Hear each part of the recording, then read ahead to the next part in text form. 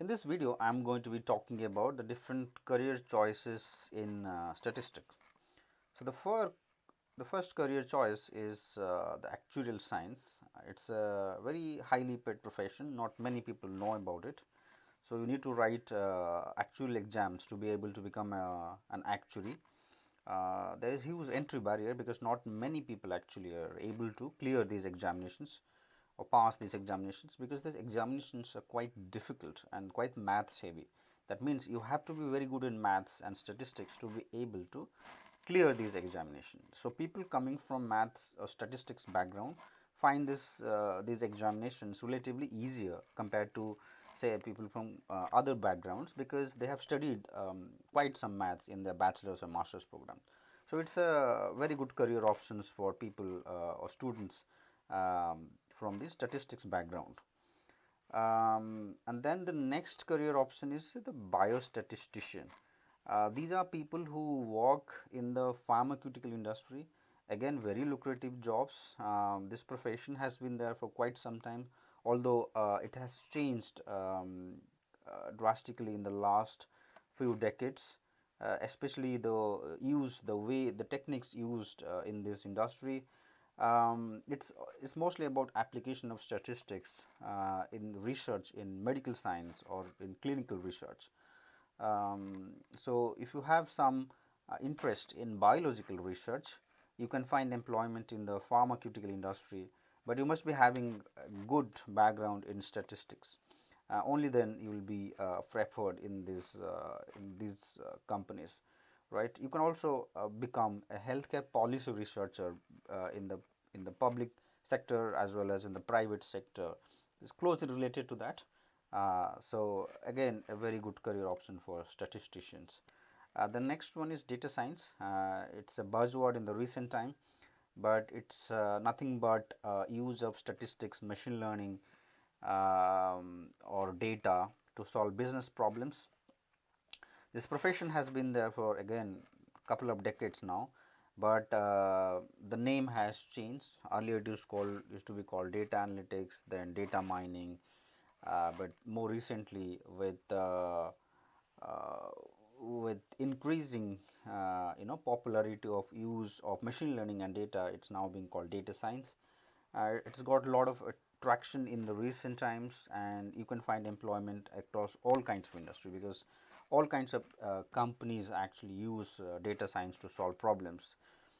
So there is a huge scope, especially because there is a huge gap in the demand and supply of data scientists, and people coming from maths and statistics background will be preferred in this kind of job, because there's a lot of use of statistics in data science. So having a good ground in theoretical statistics actually is very important to become a data scientist. So this is also a very good career choice. The next one is the quantitative analysis, or being a quantitative analyst in banks and insurance companies or hedge funds, or quantitative hedge funds. So it's a similar profession to that of a data scientist, but with more maths and statistics.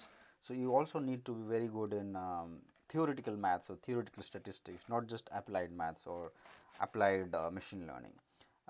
Again, a very lucrative career with high salaries. Banks are known to be paying very high salaries, and these jobs can only be found in banking, insurance companies, and to some extent in hedge funds and quantitative hedge funds, also pension funds, and yeah, these kind of non-banking financial companies as well. um, Market researcher. So this is a profession that has been there for quite some time. Marketing companies have been employing statisticians to do research, or to do research on the survey data for quite some time, although the nature of the work has changed drastically, because earlier the surveys used to be offline surveys, but more recently we are doing online surveys because it's lot less expensive, but also easier to do. It's less quantitative than data science, but more interdisciplinary. That means there is not just statistics, but there is also a lot of management science and marketing science included here.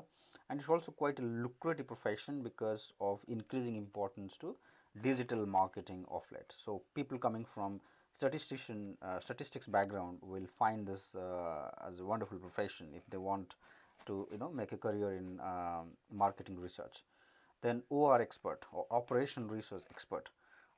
These are people who work in the manufacturing industry mostly, although you can find in other industries as well, be it in inventory management, order management, in supply chain management, warehouse management.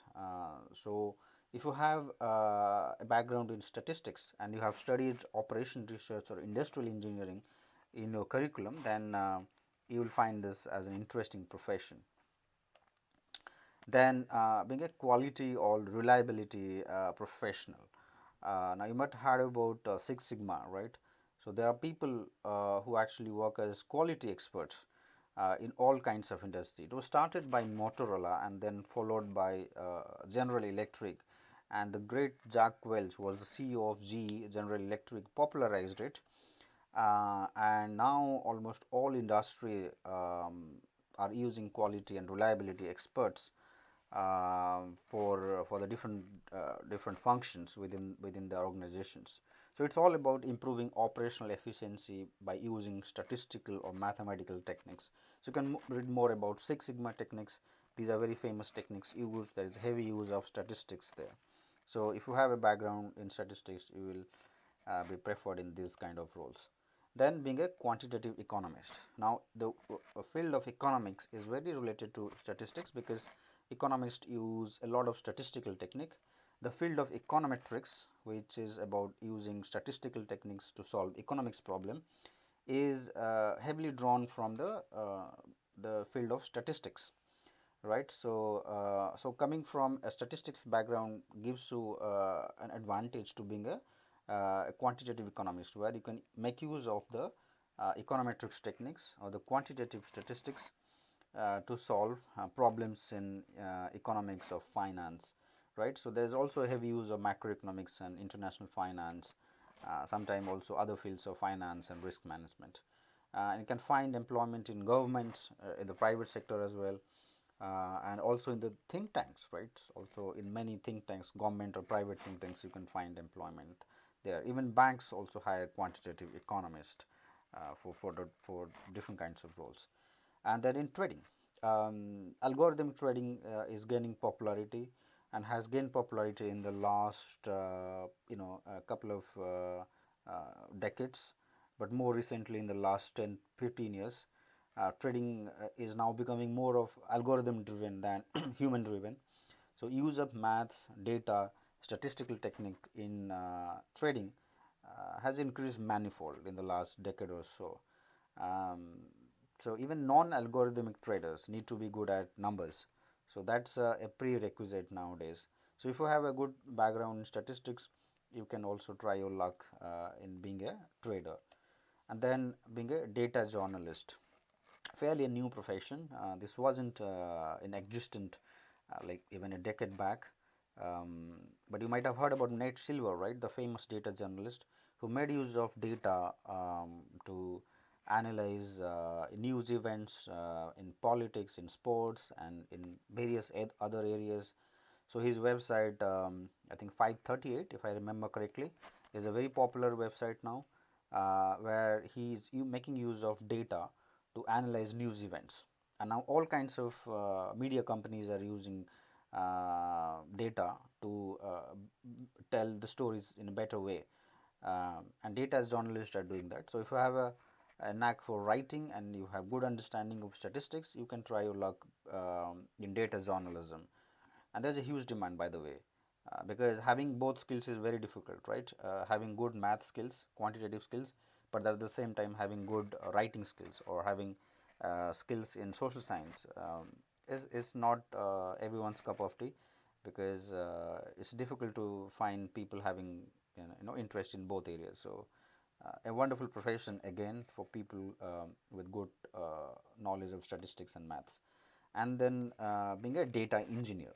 Now this is again a very new profession, although the similar kind of work used to be done, but the name used to be called different. For example, BI engineer, business intelligence engineer, it used to be called in a different way.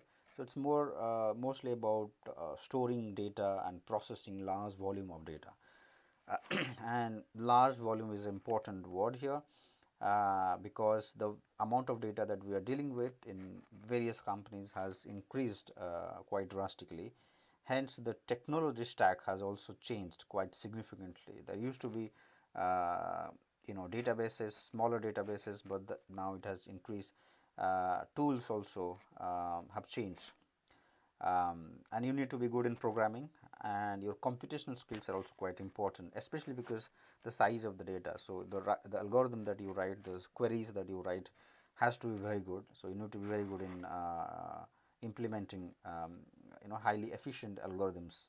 So having a good background of statistics or mathematics um, is very helpful in such profession, and you can make a career in this.